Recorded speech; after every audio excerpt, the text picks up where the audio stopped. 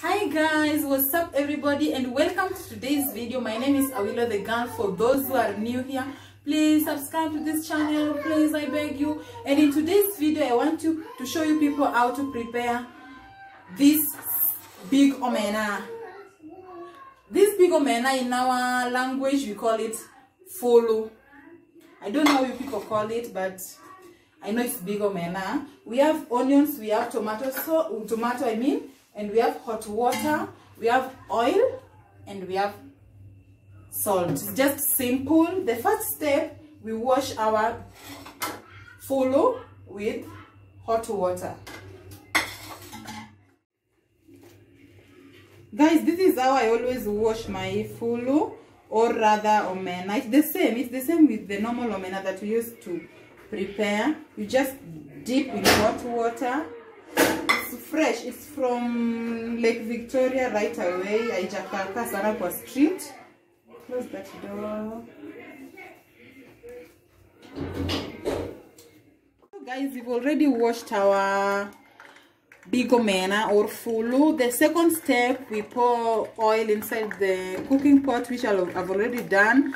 We are waiting for it to be hot and hotter. Then after that, we'll pour our fulu inside it. And I think we'll just catch up and let's do it. Let's wait for it to be hot.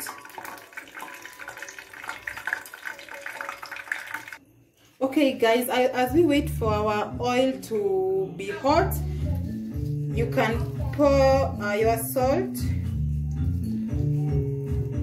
Then you just dip it inside. I think it's now hot.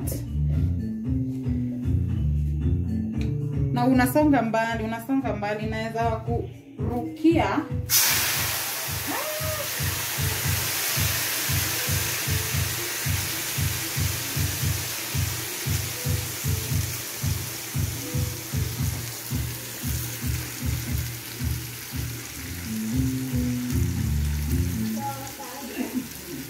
Okay, so guys, after this we wait for our omena to dry up,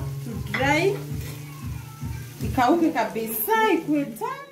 So guys, our fish, or rather big omena, is dry. Hata unaweza ikula hivi, ni tamu. It's now dry. The next step is to create a space. Then you pour your kitungu.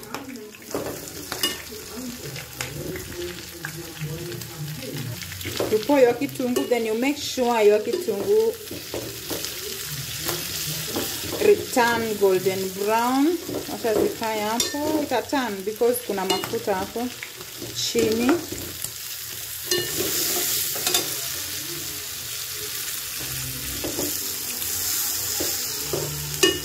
Sorry guys, sufuria imekuwa ndogo. Sorry for this.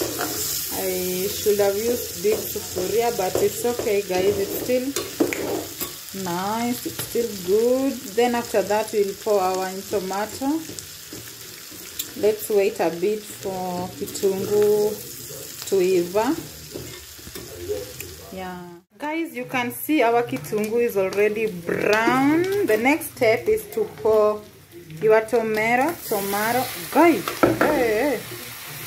Okay, after that, you make sure your tomato is well mixed.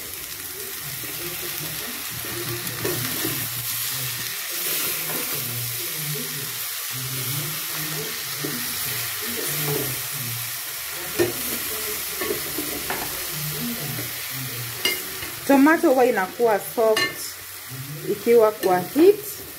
Unaweza ifunika ukitaka tomato yako ikuwe soft, ama unaweza weka zingie na huku ndani ikuwe soft. Then uache ufunike kidogo, itakuwa soft, yeah. So let's wait tomato iive ndani ya omena. Sorry guys, ni sufuria ndio imekuwa ndogo, but I think you can get something from here. I'm very sure most of you doesn't know this type of fish. People do know omena, the small omena, but we have big omena also. We call it fulu in our language. I don't know, maybe you can let me know in the comment section how do you call this, guys. So guys, our omena is now ready. See, it's now ready, very sweet. You can serve it with hot ugali.